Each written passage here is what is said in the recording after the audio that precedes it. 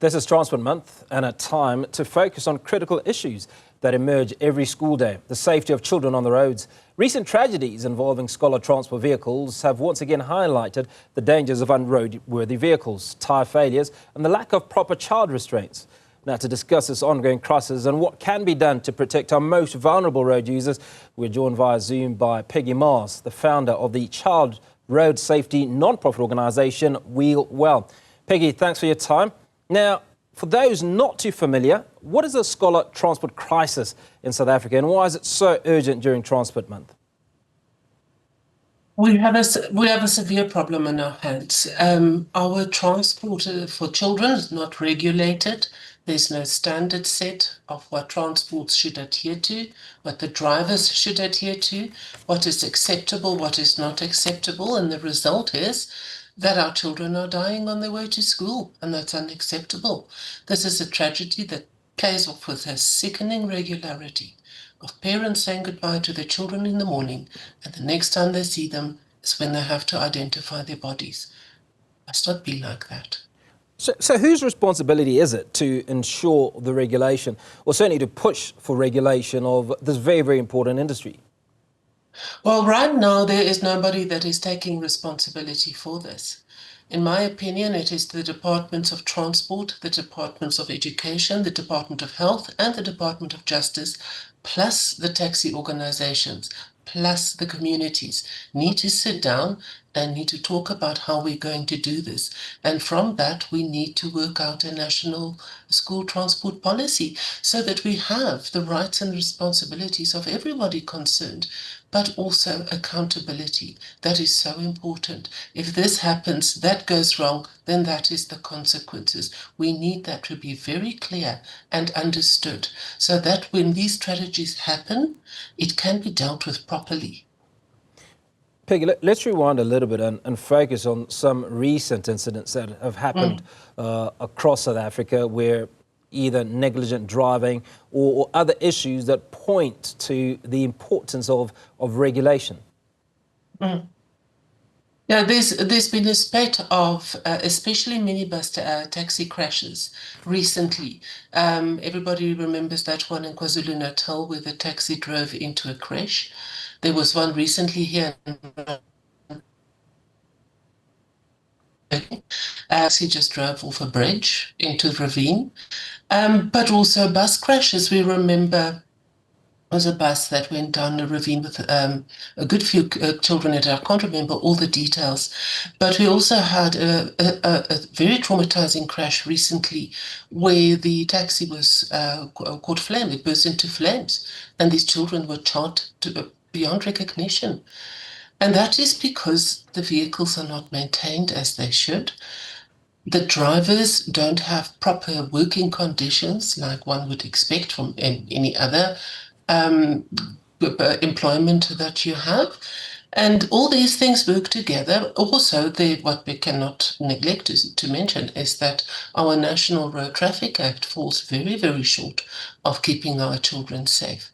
So, we not just have to talk about these things, but we have to find ways. We absolutely have to find a way so that our children can go to school safely.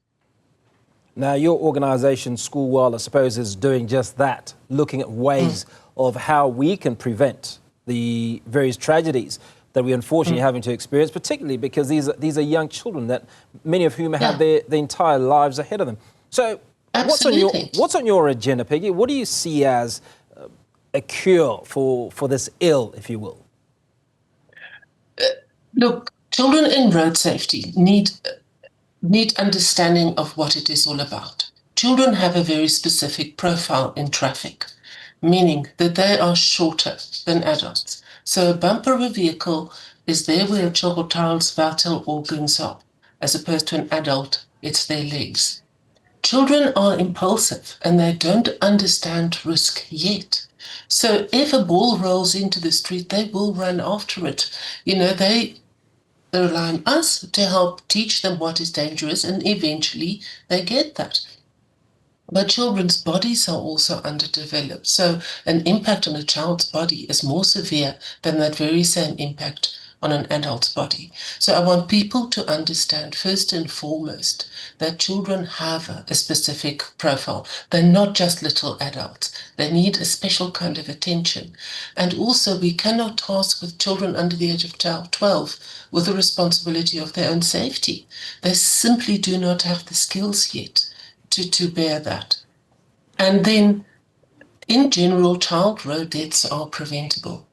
School transport that we're talking about here now, just regulating this transport and enforcing it will make sure that our children are so much safer. For our children as pedestrians, it means visibility gear. For our children in private vehicles, that means car seats. So you've talked about the police, you've talked about the Department of Basic Education. I think you've talked about the judiciary, the justice system. So you've mentioned a number of potential players that could obviously play a role in ensuring that the carnage that we have on our roads as far as child safety, child accidents or school transport concerned. Now, have you had conversations with any of these parties, and what sort of feedback do you have?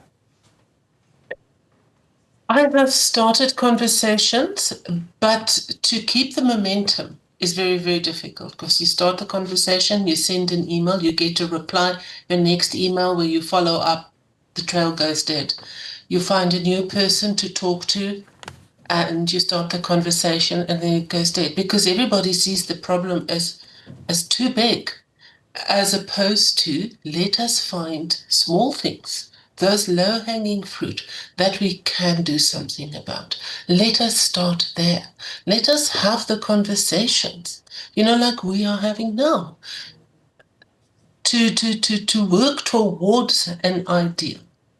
I have no expectations that when I wake up tomorrow morning, we will have a perfect school transport policy in place and everything is perfect. It's not going to happen, but we can do small little steps towards a goal. So let us start about talking about that. A simple thing that is implementable is a road safety officer at a school. There's already a safety officer at every school. Just a little bit of tweaking there, that person can become a road safety officer. That person can be at the school gate when children are loaded off on their transport to make sure that there's a general calmness when children arrive, disembark on foot, from every direction they arrive. Just that calming person there. But also, if there is an incident, that somebody can take down the details and know who to call to deal with the crisis. If there's a vehicle that looks dodgy, take the details and pass the information on to them through the channels to the local metro police and so on, so that there is just a presence there that is not just calming, but it is an adult person that knows what to do in different situations. That is a small place to start, and that will already be a big difference. Peggy, that's where we're going to leave that conversation. Appreciate your time and all the effort you're making and ensuring that we Thank you for having me. Pleasure's always. Peggie Mars, founder of Well, talking to us on scholar transport, as this is Transport Month, and arguing that school transport needs to be regulated.